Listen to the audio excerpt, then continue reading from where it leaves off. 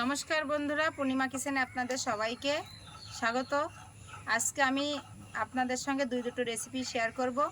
মশলা পনির আর fried rice কীভাবে করি প্রথম থেকে শেষ পর্যন্ত দেখতে থাকেন। ফ্রাইড রাইস সবাই রান্না করে, মশলা পনিরও এমন কিছু না, তবে আমি একটু অন্যভাবেই রান্না করব। না দেখলে বুঝতে পারবেন না, দেখার পরে দেখবেন খুব ভালো লাগবে, খেতেও খুব মজাদার। ফ্রাইড রাইসের চালটা আমি 2 ঘন্টার জন্য ভিজিয়ে রাখবো।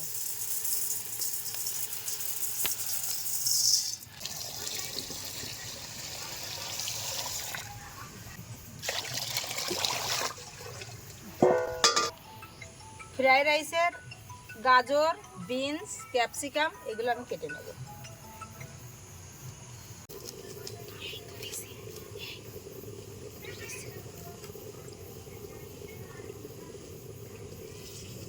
ফ্রাইড রাইসের ভাতটা আমি রান্না করব, তার জন্য দিয়ে দিচ্ছি কড়াইতে জল। জলের মধ্যে দিয়ে দিচ্ছি গোটা তেজপাতা, এলাচ, দারচিনি,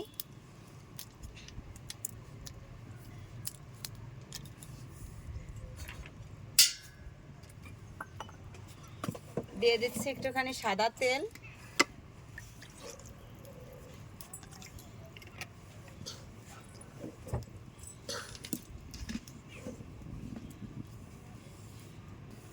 জলের মধ্যে দিয়ে দিচ্ছি সামান্য পরিমাণে একটুখানি লবণ,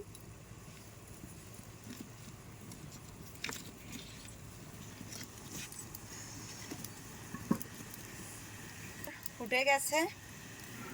আমি চালটা ভিজিয়ে রেখেছিলাম, সে চালটাই দিয়ে দিচ্ছি ছাঁকা দিয়ে।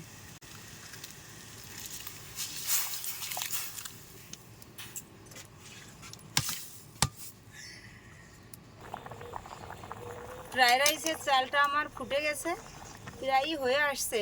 আর সামান্য একটু দেখুন চালটা কেমন হয়ে গেছে।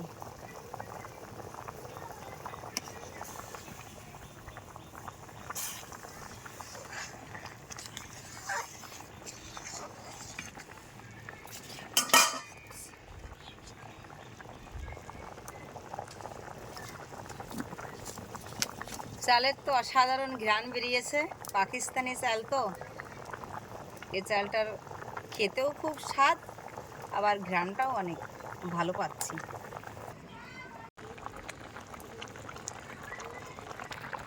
আমার ফ্রাইড রাইসের ভাতটা হয়ে গেছে, এবার আমি ঝুড়িতে ছাঁকা দিয়ে নেব।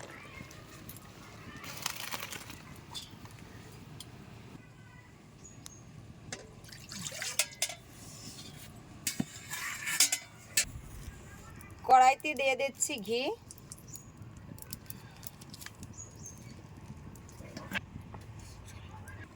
গাজরটা ভেজে নেব।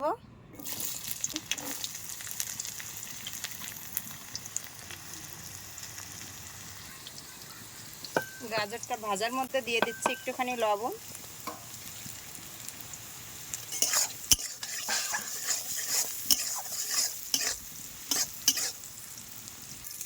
গাজরটা আমার ভাজা হয়ে গেছে, এবার আমি তুলে নিচ্ছি। ঘি দিয়ে ভেজেছি, খুব সুন্দর সেন্ট বেরিয়েছে। বিনসটা ভেজে নিচ্ছি।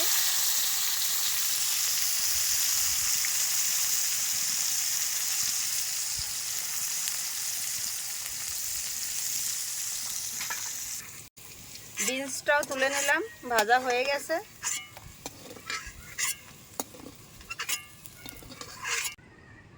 তেলের উপর দিয়ে দিচ্ছি দারচিনি, এলাচ, কাজু বাদাম,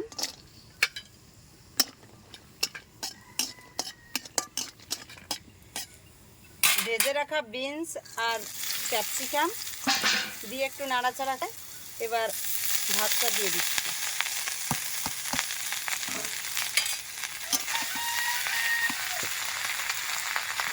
এর ভিতরে দিয়ে দেবো কিশমিশ,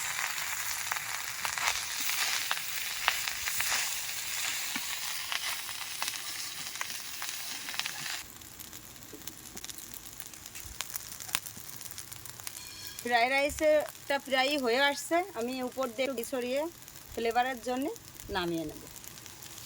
হয়ে গেছে আমার ফ্রাইড রাইস। রাইসের মধ্যে দিয়ে দিচ্ছি একটু চিনি,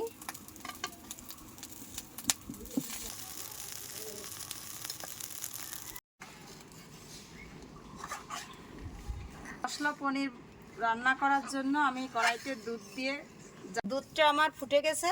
এবার আমি ছানার জলটা দিয়ে দিচ্ছি এটা কাটার জন্য।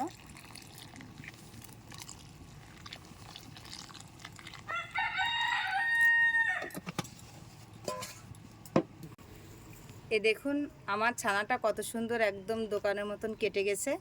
এবার আমি এই ছানাটাই ছেঁকে নেব।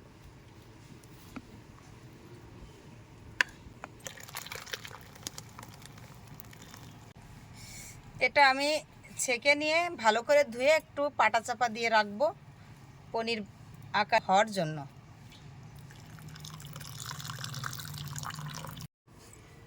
খুন্তির দিয়েই আমি ছুরির কাজ করে নিচ্ছি। ছানাটা আমি পনির আকারে কেটে নিচ্ছি খুন্তি দিয়ে।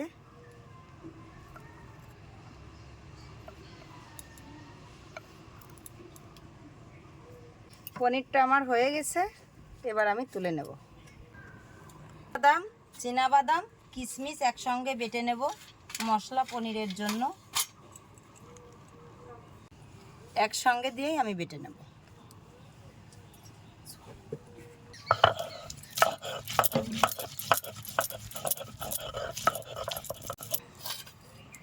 বাটনাটা হয়ে গেছে, এবার তুলে নেব।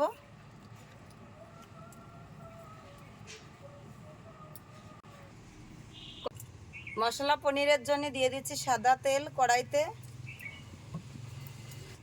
কড়াইতে দিয়ে দিচ্ছি তেলের উপরে দারচিনি, এলাচ, মশলা পনির যেহেতু মশলাগুলোই আগে দিয়ে দেব।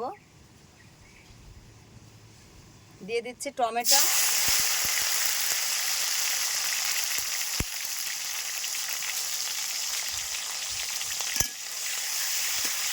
টমেটো দিয়ে একটু নাড়াচাড়া করে নিয়েছি। এবার কাজু বাদাম, চীনা বাদাম, কিশমিশ একসঙ্গে বেটে রেখেছি সেটা দিয়ে দিচ্ছি।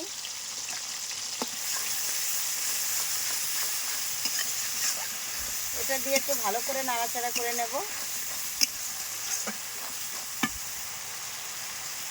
যেহেতু মশলা পনির শুকনো লঙ্কা দেওয়া যাবে না, কালারের জন্য শুকনো লঙ্কা হলুদ কিন্তু চলবে না, কাঁচা লঙ্কা কুচি।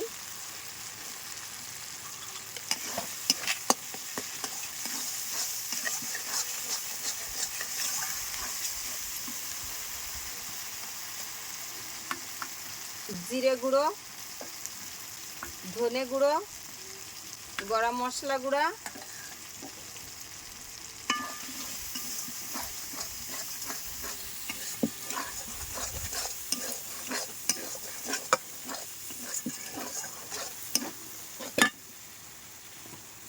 মশলা কষার মধ্যে দিচ্ছি একটু লবণ পরিমাণ মতো,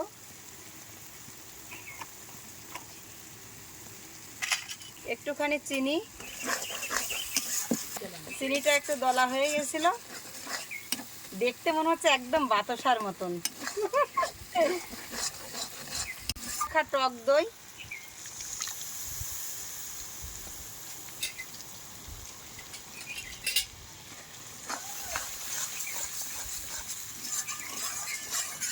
দিয়ে আমি ভালো করে এই মশলাটা কষিয়ে নেব।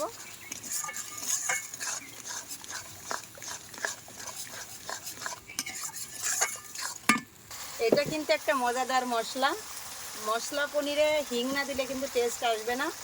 এই মশলাটা আমি সব কিছু দিয়ে আগে ভেজে নিয়েছি, এখন তেল ছেড়ে দিয়েছে।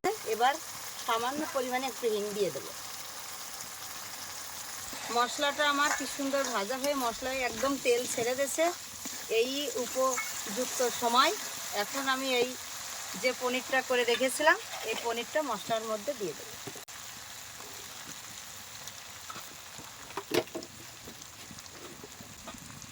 দেখুন পনিরটা আমি দিয়ে দিয়েছি। এবার সামান্য পরিমাণে একটুখানি জল দিয়ে দেব পনিরটা মশলার সঙ্গে মেশার জন্য। তরকারিটা না ফুটলে কিন্তু স্বাদ আসবে না, তরকারিটা তো অবশ্যই ফুটতে হবে।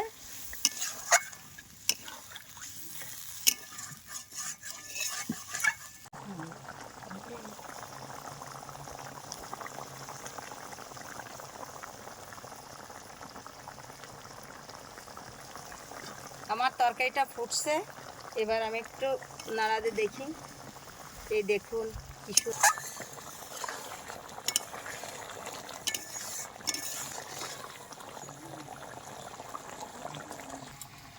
আজকে আমার দুটো রেসিপি হয়ে গেল, মজাদার ফ্রাই রাইস আর মশলা পনির। হয়ে গেছে আমার পনিরের তরকারি, এবার নামিয়ে নেব। এরপরে কিন্তু খাওয়ার পালা।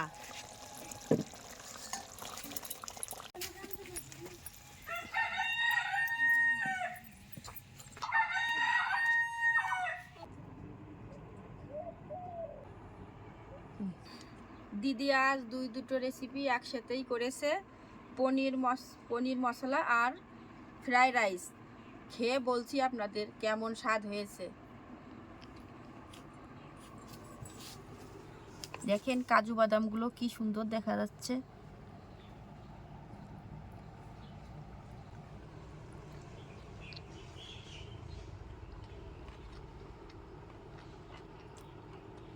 পনিরটা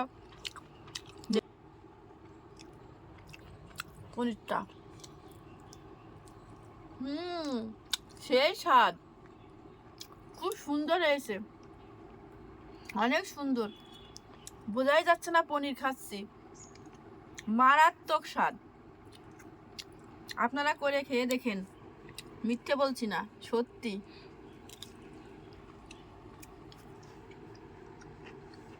অসাধারণ এই পনির মশলার ফ্রাইড রাইস। নিরামিষও যে এত সুন্দর খেতে লাগে জানতাম না। সবই দিদির হাতের জাদু। আপনারা রেসিপিগুলো দেখেন, আপনাদের হাতেও এই জাদুই চলে আসবে। আমাদের সাথে থাকেন, শেয়ার করেন, লাইক কমেন্ট করেন।